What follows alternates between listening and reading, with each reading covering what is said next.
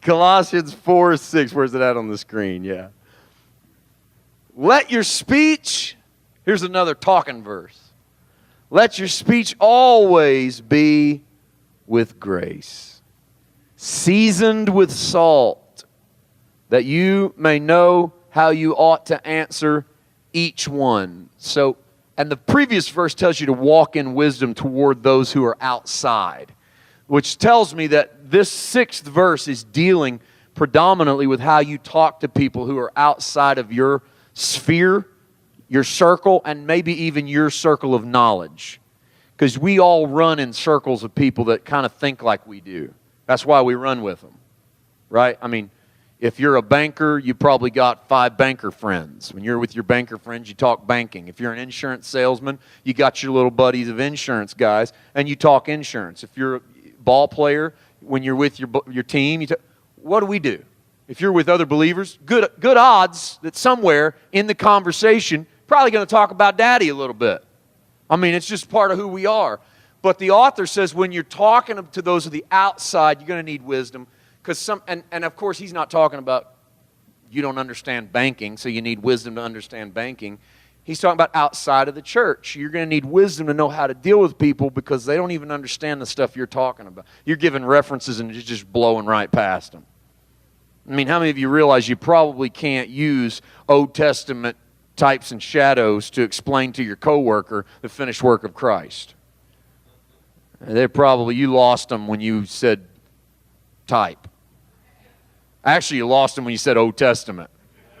And they went, well, I'm done. Forget this. I'm checking out right now. And that's not to say they're stupid. They're just not in that circle. So Paul says, for those outside, you know the wisdom of God to show you how to talk. But when you do, then always, I love always, 6th verse, always speak with grace.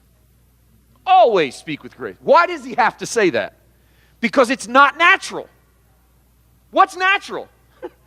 Tell you what you need to hear.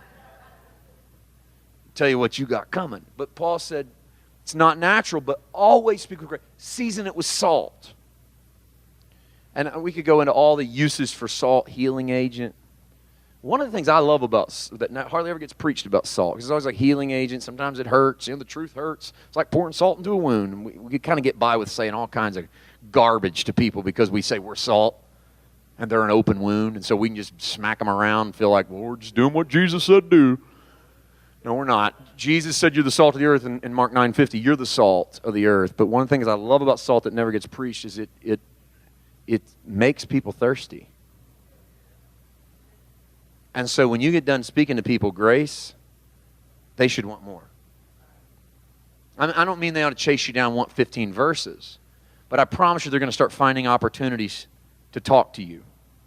Because, and you'll hear people say this, I don't know what it is about you, but there's something about talking to you. I feel better after I talk to you. You know what that is? Salt. It's grace salt. It's just sprinkle it in. It's also, seasoned with salt is, I look at that like let your conversation be just peppered, seasoned with grace. Just kind of sprinkle it over the top of. It's not just a deluge of grace. You just knock them down when they come in. But it's just little things, just little moments where you embrace the grace that's been given to you and you just release a little bit of that into their life.